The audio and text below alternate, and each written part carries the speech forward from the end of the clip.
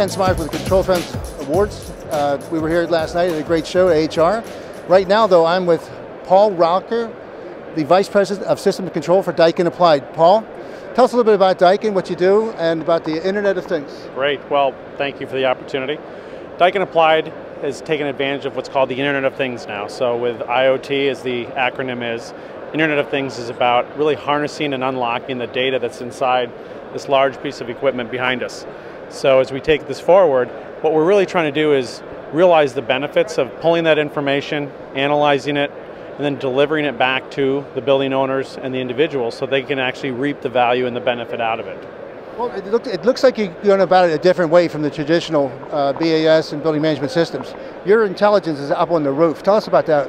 Well, what we've done that's really different essentially is we've actually, building automation systems essentially just, they map to some various points within the building. We're actually, within the building, right. We're actually taking it to the 4,000 backnet points that we have actually inside of the equipment. Right. So we're taking all of that data and information and actually then exposing that out for the analytics to move ahead. Out in the cloud. Yep, and then it actually, the information, we partnered with Intel.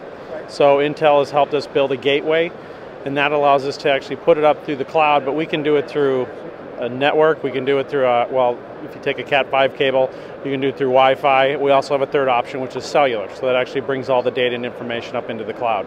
Paul, not to put words in your mouth, this sounds like a game-changing technology to me. It absolutely is. The reality is, what's been built on, the technology and what's been done with building automation systems from the past, this is entirely different. This is ground up. This is using today's technology and getting that information that hasn't been accessed ever. And we are the first, we are the first actual HVAC rooftop Internet of Things product, never been done before. All right, Paul, that's good stuff. So tell us, how does this, what is this new equipment called? This particular one is the? This piece of equipment is our Rebel rooftop. That's a neat name. Yeah.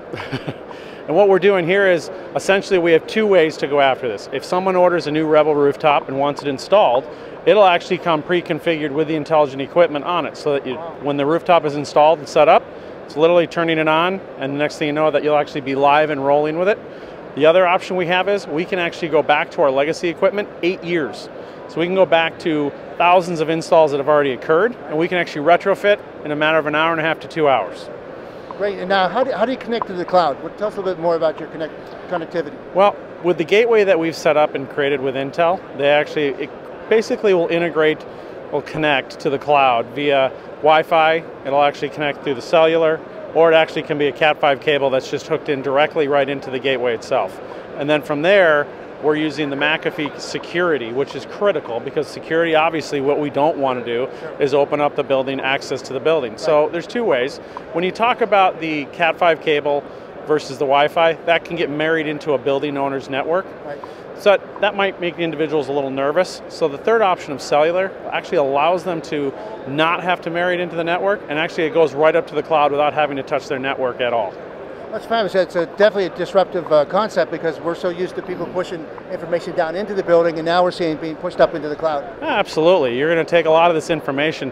But I think one area I'd like to focus on, though, is when we call it intelligent equipment, just to give you an example of how it is intelligent. So it takes all this information inside, but then you take external data, say a weather.com or some sort of an external weather site, you can pull that in, and we can actually take a look. If you lived in Dallas, Texas, and it's going to be 75 degrees one day, and this actually sees that it's going to be 92 the next, the equipment will actually pre-cool the building for you ahead of time. It'll actually then save that building owner a tremendous amount of money, as well as keep the comfort levels where they want it to be. Okay, Paul, so we're actually looking at a live application. What are we looking at? You're actually looking at the application that's set up on our headquarters that's in Minneapolis, Minnesota. What you're seeing here is a live view. You'll see a number of things, energy, water, and fuel, but I'd like to focus, we'll show you about the third-party weather integration and what that value and benefit is. So as we take a look at this, you can see this is live. It's actually 37 degrees in Minneapolis. So this is live, giving you the forecast. So you see this across the screen.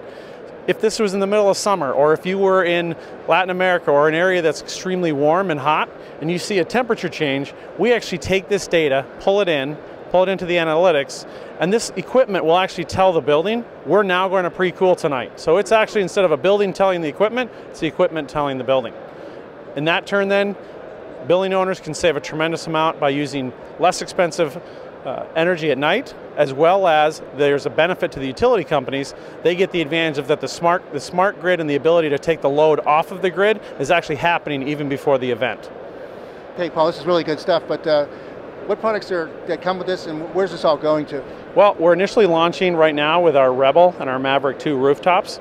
Shortly after, we're actually going to have available our roof pack. So we'll be including our entire applied air handling line so as we move ahead, but that's just the start of it. We're taking this as our foundation to extend it across the other lines that we have in our business, which obviously would be our chiller units, and moving it across to anything else that we feel has got a benefit for the end user. Okay, so Paul, a lot of this was accomplished by close collaboration with Intel. Tell us about the collaboration with Intel.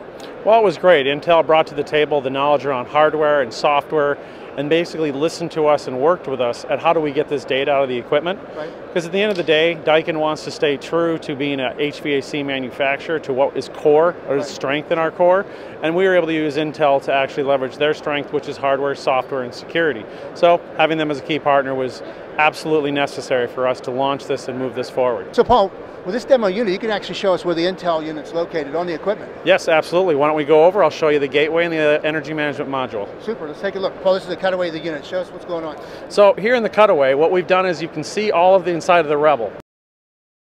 And in this, you'll see that this is the Intel gateway, and you'll see that it's also the energy management module, which is over here. These two connected give us all the data, information, and then again, it takes it up to the cloud for us. Okay, so Paul, it's all very, very impressive. A lot of information is being generated. How do people, what's the user interfaces? Tell us about how you process that information. It's a great question. There's a lot of complexity that's all behind this, but the key to it is to make sure that we really deliver that information in a value-driven way, but it's got to be usable. It's got to have the human factors in the interface that makes it easy for people to use, otherwise they'll never do it. So that was a key part of us as we moved ahead.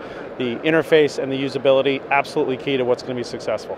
Gotcha. Paul, so last question, how do people get a hold of you and learn more about this Daikin equipment? Easiest way is to go to the Daikin Applied website, www.daikinapplied.com. You'll see us on the home page, and you look under Intelligent Equipment. All the information and contacts are there for you. Awesome. Thank you very much. Thank you very much.